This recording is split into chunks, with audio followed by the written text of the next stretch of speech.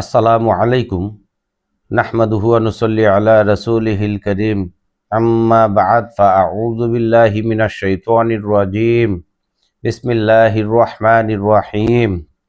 পিতামাতার খেদমতের গুরুত্ব ও ফজিলত। বান্দার হকের মধ্যে সবচেয়ে গুরুত্বপূর্ণ হক হলো পিতামাতার হক।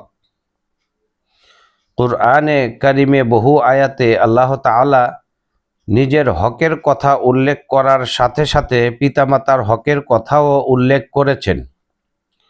দুটো কথাকে পাশাপাশি একসাথে উল্লেখ করেছেন। আল্লাহ তাআলা এক আয়াতে ইরশাদ করেছেন, ওয়াকাযা রাব্বুকা আল্লা তা'বুদু ইল্লা ইয়্যাহু ওয়া বিল ওয়ালিদাইনি ইহসানা। অর্থাৎ আল্লাহ তোমাদের জন্য বিধান দিয়েছেন যে তোমরা আল্লাহ ছাড়া অন্য কাহারও ইবাদত করবে না, আর পিতামাতার সাথে সৎ ব্যবহার করবে। বনী ইসরাইল আয়াত 23।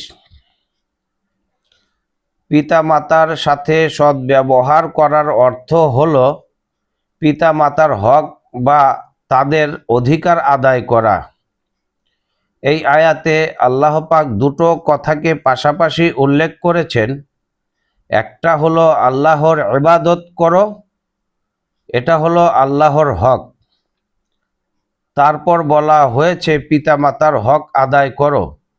এ দুটো কথাকে পাশাপাশি বলার উদ্দেশ্য হলো এ কথা বোঝানো হয়েছে যে আল্লাহর হক আদায় করা যেমন গুরুত্বপূর্ণ, পিতামাতার হক আদায় করাও গুরুত্বপূর্ণ। আল্লাহর হক আদায় না করলে যেমন নাজাত পাওয়া যাবে না, পিতামাতার হক আদায় না করলেও নাজাত পাওয়া যাবে না। আল্লাহর হক আদায় না করলে যেমন আল্লাহ নারাজ হবেন, পিতামাতার হক আদায় না করলেও আল্লাহ নারাজ হবেন।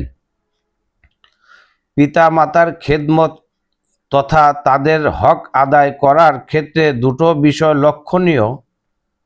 এক হলো তাদের খেদমতের গুরুত্ব, আর এক হলো তাদের খেদমতের ফজিলত।